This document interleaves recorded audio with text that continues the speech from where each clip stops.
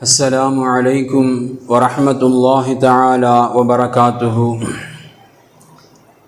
الحمد لله رب العالمين والعاقبة للمتقين والصلاة والسلام على أفضل الأنبياء والمرسلين وعلى آله وأصحابه وأزواجه وذرياته وأهل بيته وأتباعه أجمعين.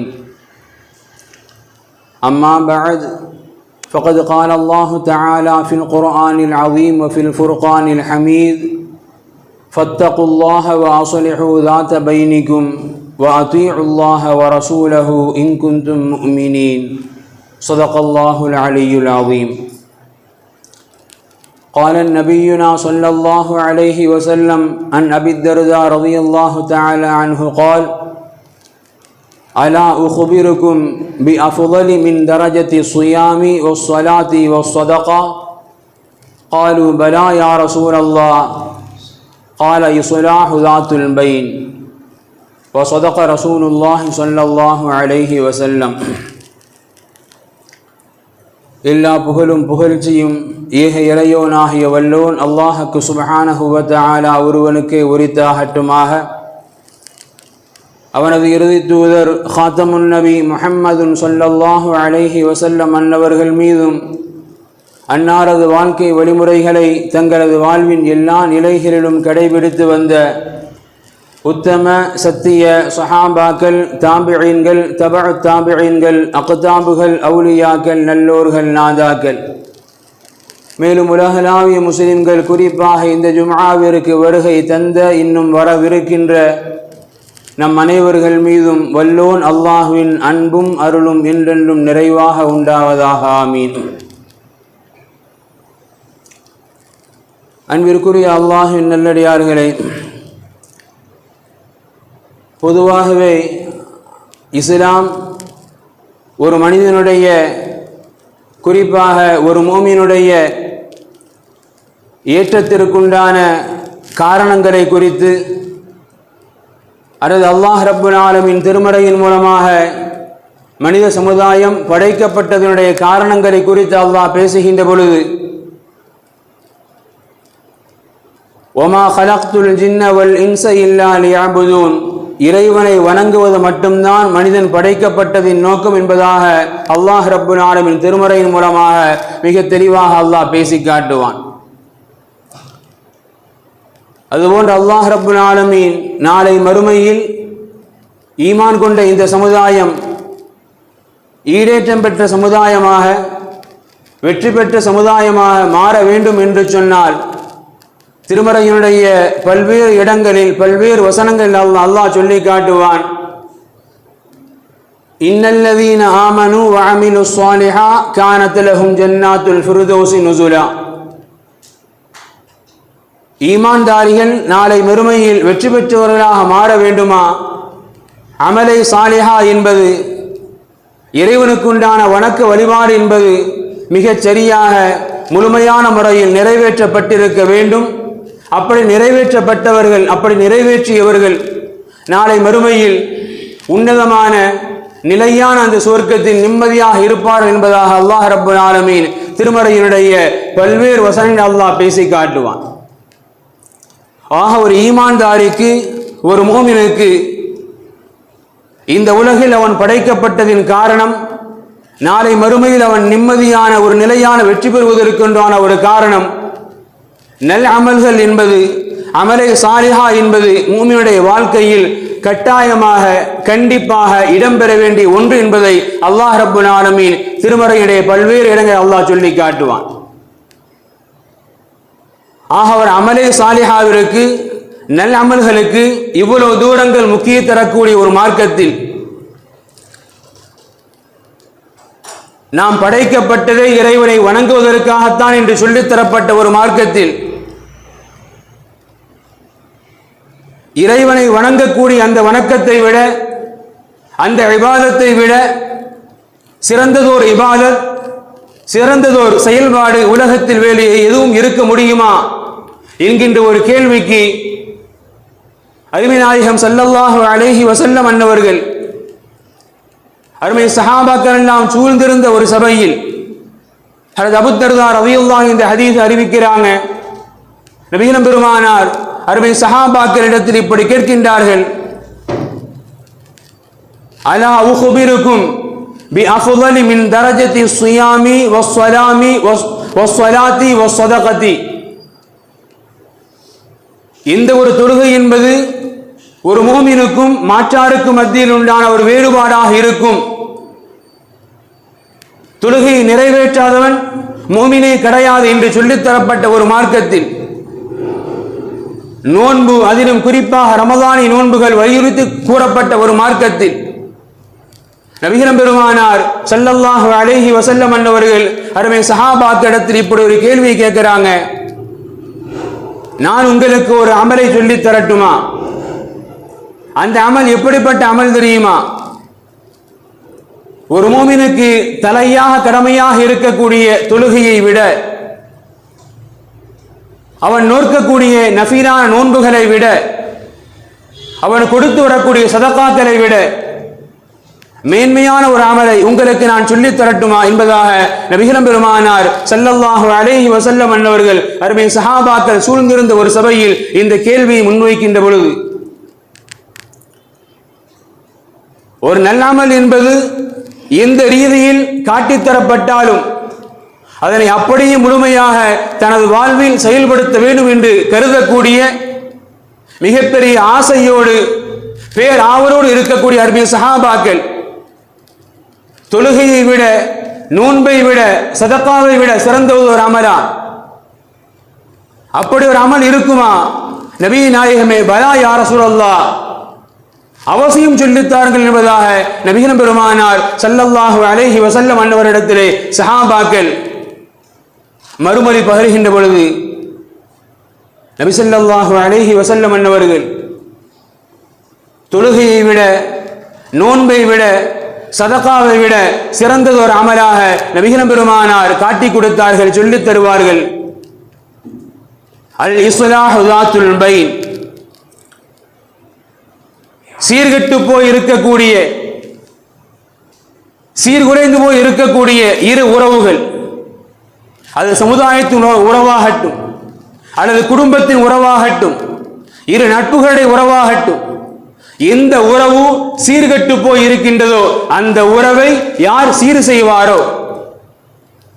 அப்படி சீர் செய்வதற்காக யார் பாடுபடுவாரோ, நபிகள் பெருமானார் ஸல்லல்லாஹு அலைஹி வஸல்லம் அவர்கள் சொல்லித் தந்தார்கள், அந்த அமல் ஒரு சமூகத்தின் உறவை, ஒரு குடும்பத்தின் உறவை சீர் செய்வதற்காக யார் முயற்சிப்பாரோ அந்த ஒரு அமல், நபிகள் பெருமானார் சொன்னார்கள், உங்களது தனிப்பட்ட தொழுகைகளை விட, நோன்பை விட, சதகாவை விட இந்த ஒரு அமல் உயர்வானது என்பதாக நபிகள் பெருமானார் ஸல்லல்லாஹு அலைஹி வஸல்லம் அன்னவர்கள் அருமை சஹாபாக்களுக்கு சொல்லி காட்டியதாக நம்மால் புகாரி, முஸ்லிம் போன்ற ஹதீஸ்கள் காணப்படக்கூடிய ஹதீஸ். ஆக ஒரு உறவை சீராக்குதல், ஒரு உறவை சீர்படுத்துதல் இஸ்லாத்தின் பார்வையில், அல்லாஹ் ரசூலின் பார்வையில் ஒரு உன்னதமான ஒரு அமல். அல்லாஹ் ரப்புல் ஆலமீனும் திருமறையில் நமக்கு மிக தெளிவாக அல்லாஹ் சொல்லித் தருவான், ஃபத்தகுல்லாஹ், ஃபத்தகுல்லாஹ், நீங்கள் ஆரம்பமாக அல்லாஹ்வை அஞ்சிக் கொள்ளுங்கள் என்று சொன்ன ரப்புல் ஆலமீன் அடுத்து அல்லாஹ் பேசுறான், ஆரம்பமாக அல்லாஹ்வை அஞ்சிக் கொள்ளுங்கள், அதற்கு பிறகு உங்களுக்கு மத்தியில் இருக்கக்கூடிய உறவுகளை சீர் செய்யுங்கள். வாஸ்லிஹு ذات பைனிக்கும், வாஸ்லிஹு ذات பைனிக்கும், உங்களுக்கு மத்தியில் பிணக்குகள் இல்லாமல் இணக்கமாக சீரோடு வாழ பழகிக் கொள்ளுங்கள். இந்த ஒரு வாழ்க்கை, இந்த ஒரு வாழ்க்கை முறை மிக மிக அவசியமானது, ஒரு ஈமான்தாரிக்கு உன்னதமானது என்பதை அல்லாஹ் ரப்புல் ஆலமீன் தனது திருமறையின் வாயிலாக இந்த உம்மத்திற்கு அல்லாஹ் போதிக்கக்கூடிய விஷயம். தஃப்சீர்ல இப்னு கஸீர்ல இந்த ஆயத்துக்கு விளக்கம் எழுதுவாங்க, இத்தகுல்லாஹ ஃபீ உமூரிக்கும், உங்களது காரியங்களில் நீங்கள் அல்லாஹ்வை அஞ்சிக் கொள்ளுங்கள். வாஸ்லிஹு ஃபீமா பைனக்கும், உங்கள் உறவுகளுக்கு மத்தியில் அந்த உறவை சீர் செய்து கொள்ளுங்கள். எப்படி? வலா துஸாலிமு, நீங்கள் ஒருவருக்கொருவர் ஒருபோதும் அநீதம் செய்து கொள்ளாதீர்கள். வலா துகாசிமு, நீங்கள் ஒருவருக்கொருவர் எப்பொழுதும் வாதாடி கொள்ளாதீர்கள். இவைகளெல்லாம் உறவுகளை கெடுக்கக்கூடிய காரியம். பிறருக்கு நாம் செய்யக்கூடிய அநீதமோ, பிறரிடத்தில் ஒவ்வொரு விஷயத்திற்கு நாம் வாதாடிக்கொண்டே இருப்பதோ அந்த உறவை இணக்கமாக்காது, அந்த உறவை சுமூகமாக்காது, அந்த உறவை அது பிரிச்சிடும். அப்ப அல்லாஹ் சொல்றான், உங்களுக்கு மத்தியில் ஒரே தர்க்கம் செய்துகிட்டே இருக்காதீங்க, வாதாடிக்கிட்டே இருக்காதீங்க, ஒருவருக்கொருவர் அநீதம் செய்து கொண்டே இருக்காதீர்கள். அப்படி செய்தால் உங்கள் உறவுகள் சீர்குலைந்து போய்விடும், உங்கள் உறவுகள் சீர்கெட்டு போய்விடும். எனவே அப்படிப்பட்ட வாழ்க்கை ஒரு மூமினுக்கு உண்டான வாழ்க்கையாக இருக்க முடியாது என்பதை அல்லாஹ் ரப்புல் ஆலமீன் இந்த ஆயத்தின் பின்புறனாக இந்த உம்மத்திற்கு அல்லாஹ் சொல்லி காட்டுவான். இன்றைக்கெல்லாம் மாற்றார்களை கடந்து நம் சமூகத்திலும் உறவை எப்படி கெடுக்கலாம், அன்னைக்கு ரொம்ப ஈஸியா கெடுத்துறாங்க. ஒரு 2 பேர் நண்பனா இருக்கிறான், அவன் உறவை எப்படி கெடுத்து விடலாம்? 2 குடும்பம் சந்தோஷமா இருக்குது, அதை எப்படி கெடுத்து விடலாம்? இதை இன்னைக்கு ரொம்ப இலகுவா யோசிக்கிறோம். ஆனால் அது ஒருபோதும் ஒரு மூமினுக்கு உண்டான அடையாளமாக இருக்க முடியாது என்பதை அல்லாஹும் ரசூல் இந்த உம்மத்திற்கு மிக தெளிவாக சொல்லித் தருவார்கள். நபி ஸல்லல்லாஹு அலைஹி வஸல்லம் அன்னருடைய காலகட்டம், ரசூலுல்லாஹ் பள்ளியில் இருக்கிறாங்க. ஸஹல் இப்னு ஸஅத் ரலியல்லாஹு இந்த ஹதீஸ் அறிவிக்கிறாங்க. நபிகளும் பெருமானார் பள்ளியில் இருக்கிறாங்க. குபா வாசிகள், மதீனா வாசிகள் தங்களுக்கு மத்தியில ஏதோ ஒரு பிரச்சனையில ஒரு சண்டை, சின்ன வார்த்தை வாயாக ஆரம்பித்தது. இறுதியில் எந்த அளவுக்கு சொன்னா, ஒருவருக்கொருவர் கல்லை தூக்கி எரிந்து கொள்ளக்கூடிய அளவுக்கு சண்டை முற்றிடுச்சு.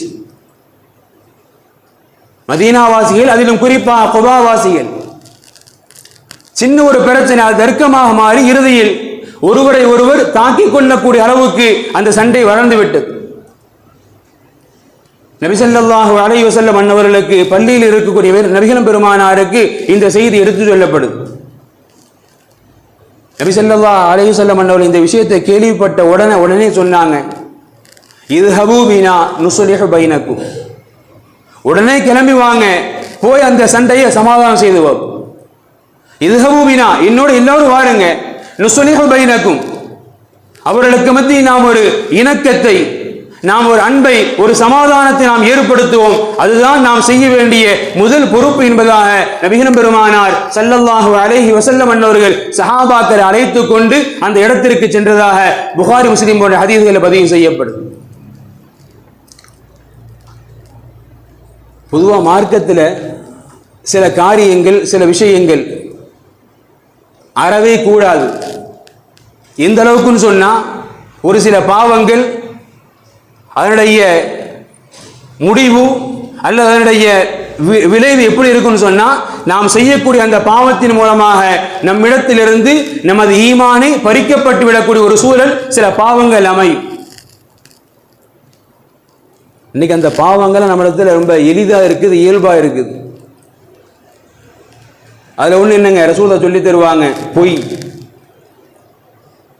அல் கிதுபு யஅகுலுல் ஈமான், பொய்யுக்கும் ஈமானுக்கும் ஆகவே ஆகாது.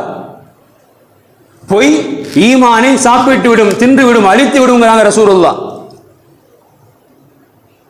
இன்னைக்கு நம்முடைய வாழ்க்கையில பொய் என்பது, சின்ன பிள்ளைங்க செஞ்ச தப்பை இப்படி தட்டி விட்டு போயிடும். இன்னைக்கு அந்த மாதிரி மார்க்கம் சொல்லி தருது, பொய்யிற்கும் ஈமானுக்கும் சம்பந்தமே கிடையாது. பொய் யாரிடத்தில் இயல்பாக இருக்குமோ அவரிடத்தில் அவரது ஈமான் அழிக்கப்படுகின்றது, அவரது ஈமான் பறிக்கப்படுகிறது என்பதை அடையாளம் என்பதாக நபிகள் பெருமானார் சொல்லி தருவாங்க. அப்பேற்பட்ட ஈமானையே இல்லாமல் ஆக்கக்கூடிய ஒரு பாவம் தான் பொய்யுங்கிறது. ஆனா மார்க்கம் சொல்லி தருது, நபிகள் பெருமானார் சொல்லி தர்றாங்க, ஒரு பொய்யர் ஒரு பொய் சொல்றாரு, ஆனா அவர் பொய்யரே கிடையாது மார்க்கத்தின் பார்வையில். யார் தெரியுமா? லைசல் கஸ்ஸாபுல்லதி யுஸ்லிஹு பைனன் நாஸ். ஒரு சமுதாயத்தினுடைய உறவை பேணுவதற்காக, அல்லது 2 உறவுகள் பேசாம இருக்கிறாங்க, அந்த உறவுகளை பேச செய்வதற்காக இவர் ஒரு பொய்யை சொல்றார். அன்னைக்கு நாம ஏன் பேசாம இருப்போம், கோபமா இருப்போம், நம்மளை பத்தி அவன் அப்படி சொல்லிட்டான். அப்போ சமாதானத்திற்காக முன்னெடுக்கக்கூடிய ஒரு மனிதர் போய் சொல்றாரு, என்னப்பா நீ அப்படிலாம் நினைக்கிற, அவர் எவ்வளவு நல்ல மனுஷர் தெரியுமா, உன்னை பத்தி அவர் அந்த மாதிரி பேசினதே கிடையாது தெரியுமா, உன்னை பத்தி அவர் இப்படிதான் நல்லதா சொல்லியிருக்காரு தெரியுமா. அவர் சொன்னல, இவர் சொல்றது பொய் தான். ஆனால் மார்க்கம் சொல்லுகின்றது லைஸல் கஸ்ஸாபுல்லதி யுஸ்லிஹு பைனன் நாஸ், மக்களுக்கு மத்தியில் உறவை சீர் செய்வதற்காக பிரிந்திருக்கக்கூடிய உறவுகளோ பிரிந்திருக்கக்கூடிய சமுதாயமோ அந்த சமுதாயத்தின் உறவை சீர்படுத்துவதற்காக யார் பொய் சொல்கின்றானோ, நபிகள் பெருமானார் சொல்லித் தர்றாங்க, அந்த பொய் மார்க்கத்தின் பார்வையில் பொய்யே கிடையாது, அதற்கு பொய்யிற்குண்டான பாவம் ஒருபோதும் கிடையாது. மாறாக நபிகள் பெருமானார் இப்படி சொன்னாங்க, யுன்மி கைரா, யுன்மி கைரா, அவர் நல்லதையே வளர்க்கின்றார், அவ் யகூலு கைரா, அல்லது அவர் நல்லதையே பேசுகின்றார். அவர் சொல்றது பொய் தான், ஆனால் அவர் நோக்கம் உயர்வானது. அவர் சொல்வது பொய், ஆனால் அவர் நோக்கம் உயர்வானது. எனவே நபிகள் பெருமானார் சொன்னாங்க, மார்க்கத்தின் பார்வையில் அந்த பொய் பொய்யாக கணக்கில் எடுக்கப்படாது, மாறாக உயர்ந்த நன்மையாக, மாறாக உயர்ந்த நன்மையாக அது கருத்தில் கொள்ளப்படும் என்பதாக நபிகள் பெருமானார் ஸல்லல்லாஹு அலைஹி வஸல்லம் அவர்கள் சொல்லித் தருவார்கள் என்று சொன்னால், சமுதாயம் யோசிக்கணும். இரு உறவுகளுக்கு மத்தியில் பேணி வாழுதல், சமூக உறவை பேணி வாழுதல், அந்த உறவை பேணுவதற்காக நாம் எடுக்கக்கூடிய முயற்சிகள் எவ்வளவு உயர்வானது. ஆனால் நினைக்கிறேன் நம்முடைய வாழ்க்கையில் இந்த ஹதீஸ் அப்படி மாற்றமா இருக்கு. நல்ல நண்பராக இருப்பாங்க, ஒரு ஆள் உள்ள போய் அவன் சொல்லாத சொல்லி பிரிச்சு விட்டு வந்துடும். மார்க்கம் சொல்லுது அவனை குறித்து நல்லதாக பேசி இரு உறவை சேர்த்து வைக்கின்றது. ஆனால் நம்முடைய வாழ்க்கையில் எப்படிங்க, நல்லா இருக்கக்கூடிய உறவை ஒரு பொய்யை சொல்லி கெடுத்து விட்டு வந்துடும். மார்க்கம் சொல்லி தரும் பொய்யும் கூட அழகாகும், பொய்யும் கூட நன்மையாக மாறும். எங்கு ஒரு உறவை பேணுவதற்காக, பிரிந்திருக்கக்கூடிய சீர்கெட்டிருக்கக்கூடிய உறவை சீர்படுத்துவதற்காக யார் பொய் சொல்கின்றானோ அந்த பொய்யும் அழகாகும், அந்த பொய்யும் நன்மையாக மாறும். மார்க்கம் நமக்கு சொல்லித் தரக்கூடியது. நபிகள் பெருமானார் ஸல்லல்லாஹு அலைஹி வஸல்லம் அவர்கள் குறிப்பாக 3 இடங்களை தேர்வு செய்கிறாங்க. 3 இடங்களில் பொய்யாக மார்க்கத்தில் கருதப்படாது. ரசூலுல்லாஹ் சொல்றாங்க, லா யுஸ்லிஹுல் கிதுபு இல்லா ஃபீ ஸலாத், அர்-ரஜுலு யக்திபு ஃபில் ஹர்பி. போரின் சமயத்தில் ஒருவர் பொய் சொல்றாரு, அது பொய்யாக கணக்கில் வராது. அடுத்து நபிகள் பெருமானார் சொல்றாங்க, வர்-ரஜுலு யக்திபு பைன ரஜுலைனி லியுஸ்லிஹ பைனஹுமா, இரு உறவுகளுக்கு மத்தியில் இணைப்பதற்காக, இரு உறவுகளுக்கு மத்தியில் சுமூகத்தை ஏற்படுத்துவதற்காக ஒருவர் பொய் சொல்றாரு, அந்த பொய்யும் பொய்யாக வராது.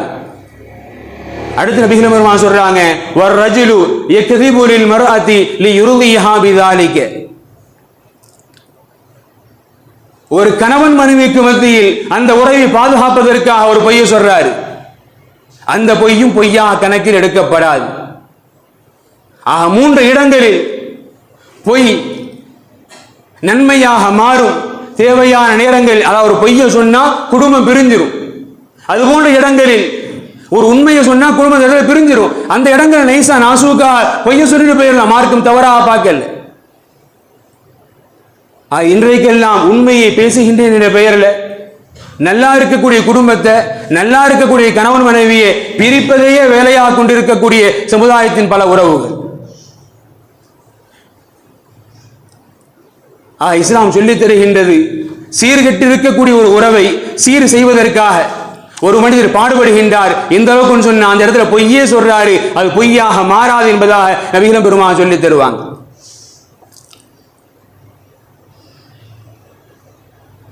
அது உமர் ஃபாரூக் ரலியல்லாஹு அன்ஹுடைய காலகட்டம்.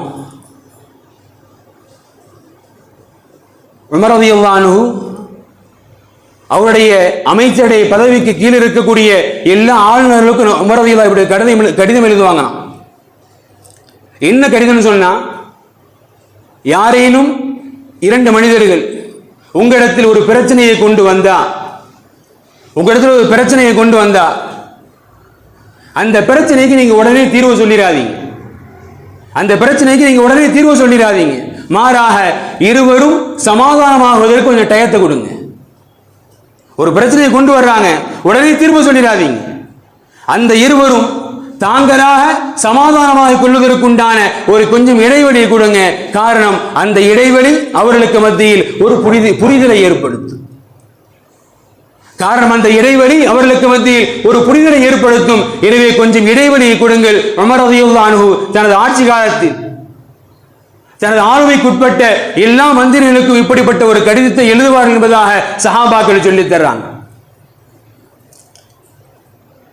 உறவுகளுக்கு மத்தியில் அதை சீர் செய்வதற்காக முயற்சி எடுக்க வேண்டியது கண்டிப்பாக ஒவ்வொரு புறத்திலிருந்தும், ஒவ்வொரு முஸ்லிமுடைய புறத்திலிருந்தும் அது கடமை என்பதை இது போன்ற ஹதீஸ்கள் பின்னால் நம்மால் தெளிவாக விளங்கிக் கொள்ள முடியும். இன்னைக்கெல்லாம் சமுதாயத்தினுடைய உறவுகளை பேணுவதை விட அந்த உறவுகளை பிரிப்பதற்குண்டான நயவஞ்சக வேலைகள் நிறைய செய்யப்படுது. நாம் கடந்த வாரம் தமிழகத்தில் மிக பரவலாக ஆகியிருக்க வேண்டிய ஒரு விஷயம் அல்லாஹ் பாதுகாத்தான்.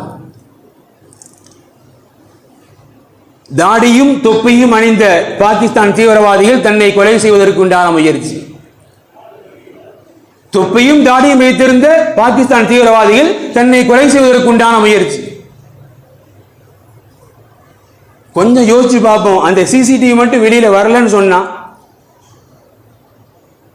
தமிழகத்தினுடைய ஒற்றுமையை குலைப்பதற்கு, இந்தியாவுடைய ஒற்றுமையை குலைப்பதற்கு வாய்ப்புகளை தேடிக்கொண்டிருக்கக்கூடிய பாசிசங்கள் தமிழகத்தில் எப்பேற்பட்ட ஒரு நிலைமையை ஏற்படுத்தி இருக்க முடியும்? அல்லாஹ் பாதுகாக்கணும். சமுதாயம் விழிப்போடு ஒவ்வொரு காரியங்களையும் செயல்படுத்த வேண்டிய ஒரு நேரம். ஒரு காலத்தில் நாம் அரசியலை கேள்விப்பட்டோம், இன்னைக்கு ஆன்மீக அரசியல். ஒரு காலத்தில் அரசியல் இருந்துச்சு, இன்னைக்கு ஆன்மீக அரசியல். இந்தியாவில் ஒரு மாநிலம் போதும் ஆன்மீக அரசியலுக்கு. தன்னை துறவியாக காட்டிக்கொண்ட ஒரு மனிதர், என்னிடத்தில் இரண்டு உடுப்புகள் தான் உண்டு, ஒன்றை துவைத்து விட்டு மற்றொன்றை அணிந்து கொள்வேன், அப்பேற்பட்ட துறவி நான் எப்பொழுதுமே விலங்கினங்களோடு அன்போடு இருப்பவன் என்பதாகவெல்லாம் ஆரம்பத்தில் காட்டிக்கொண்டவர் இன்னைக்கு மிருகங்களை பற்றி மட்டும்தான் யோசிக்கிறாரு, மனிதர்களை யோசிக்கிறதே இல்லை. அதிலும் குறிப்பாக இஸ்லாமியர்களை யோசிப்பதே கிடையாது. இந்த ஒன்றிற்கும் புல்டோசரை கொண்டு இடிப்பது மட்டுமே தீர்வு என்கின்ற ஒரு நிலையில் இன்றைய அடக்குமுறை ஆட்சி செய்யக்கூடிய அந்த ஒரு ஆன்மீக அரசியல் இந்தியாவிற்கு போதுமானது. இன்ஷா அல்லாஹ் அதிலிருந்து இந்தியா விரைவில் விடுபட வேண்டும். எனவே சமுதாயம், குறிப்பாக இஸ்லாமியர்கள், ஆன்மீகம் என்பது புனிதமாக பார்க்கப்பட்ட காலங்கள் போய் ஆன்மீகத்தின் பார்வையில், ஆன்மீகத்தின் சட்டைகளில் கரைகள் படிந்த ஒரு சூழல், ஆன்மீகத்தின் போர்வையில் தமிழகத்தை கலவரத்திற்கு மாற்றக்கூடிய ஒரு சூழலில் இன்னைக்கு முனைந்து கொண்டிருக்கிறாங்க, ஏற்பாடு செய்து கொண்டிருக்கிறாங்க. குறிப்பாக தமிழகமன் எப்பேற்பட்டவன்? இந்தியாவின் தேசப்பிதா தந்தை காந்தியடிகள் சுட்டுக் கொண்ட பொழுது அன்னைக்கே பரப்புனாங்க, காந்தியை சுட்டுக் கொண்டது இஸ்மாயில் என்கின்ற ஒரு முஸ்லிம் என்பதாக. அன்று தமிழகம் முழுக்க இஸ்லாமிய தலைவர்களோடு முத்துராமலிங்க தேவர் என்கின்ற ஒரு சகோதர சமய தலைவர் அவர் உடன் பயணித்தார். அவர் சென்று தமிழகம் முழுக்க பயணம் செய்து பேசினாரு, தயவு செய்து தவறான விளைவுகளை ஏற்படுத்தாதீங்க, இஸ்லாமியர் அல்ல அது, காந்தியை சுட்டது இஸ்லாமியர் அல்ல என்கின்ற சுற்றுப்பயணத்தில் இஸ்லாமிய தலைவர்களோடு தன்னை இணைத்துக் கொண்டவர் முத்துராமலிங்க தேவர். அப்படிப்பட்ட தலைவர்கள் எல்லாம் வாழ்ந்து உருவாக்கிய மண் இந்த மண்.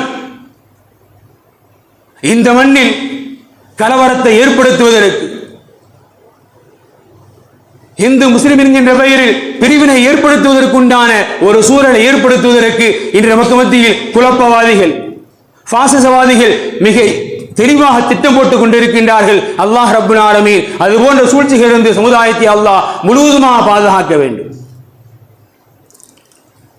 எனவே அன்பிற்குரிய அல்லாஹ்வின் நல்லடியார்களே, நாம் வாழக்கூடிய காலகட்டங்கள் மிக மிக கண்குத்தி பாம்பாக, மிக மிக விழிப்புணர்வோடு, சாதாரண ஒரு விபத்து அந்த விபத்தும் கூட ஏற்படுத்தியது எதிராளி.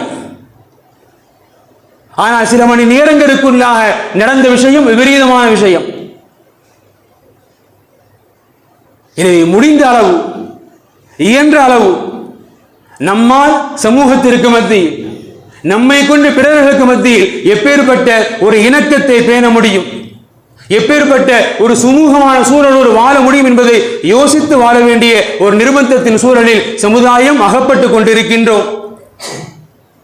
எனவேதான் அல்லாஹ் ரப்புல் ஆலமீன் அண்ணன் பெருமானார் ஸல்லல்லாஹு அலைஹி வஸல்லம் அவர்கள் சமுதாயத்திற்கு மத்தியில் இணக்கத்தை ஏற்படுத்துவதற்காக யார் முயற்சி செய்வாரோ, யார் பாடுபடுவாரோ அவருக்குண்டான நன்மைகளை இஸ்லாம் இவ்வளவு தூரங்கள் விரிவாக சொல்லி காட்டுகின்றது.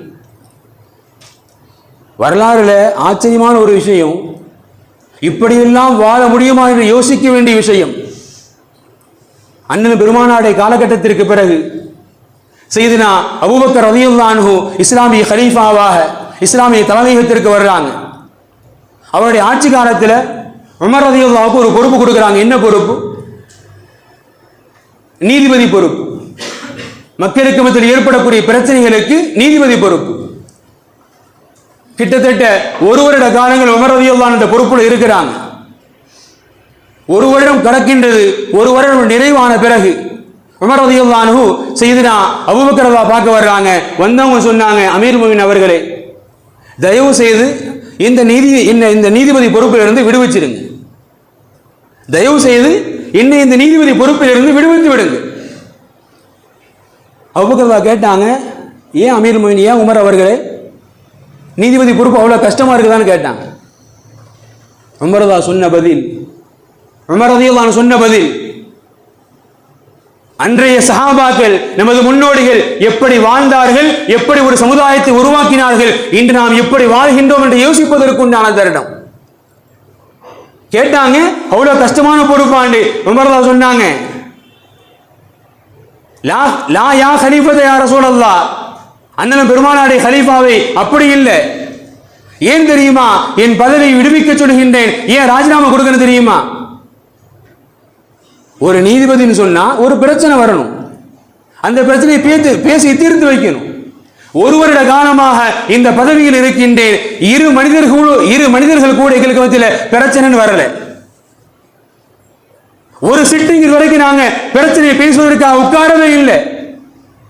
சொன்னாங்க உமர் ரலியல்லாஹு அன்ஹு, ஒவ்வொரு மனிதர்களும் தனது உரிமை என்ன என்பதை தெரிந்து வாழ்கின்றார்கள்.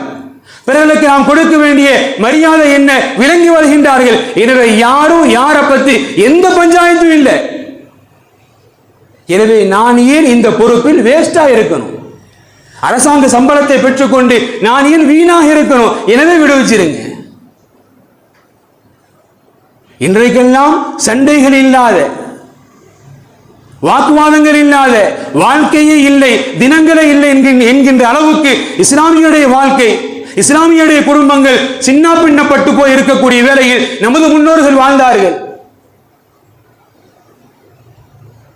எங்க உரிமை என்ன எங்களுக்கு தெரியும், அவருக்கு கொடுக்க வேண்டிய மரியாதை என்ன எங்களுக்கு தெரியும். எங்களுக்கு பிரச்சனையே இல்லை.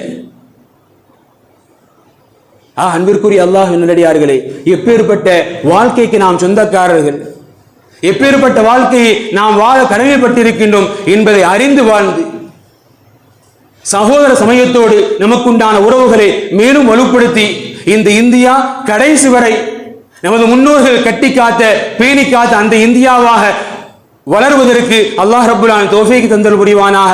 வாஹிரு தஅவானா அல்ஹம்துலில்லாஹி ரப்பில் ஆலமீன். அஸ்ஸலாமு அலைக்கும் வரஹ்மத்துல்லாஹி தஆலா வ பரகாத்துஹு.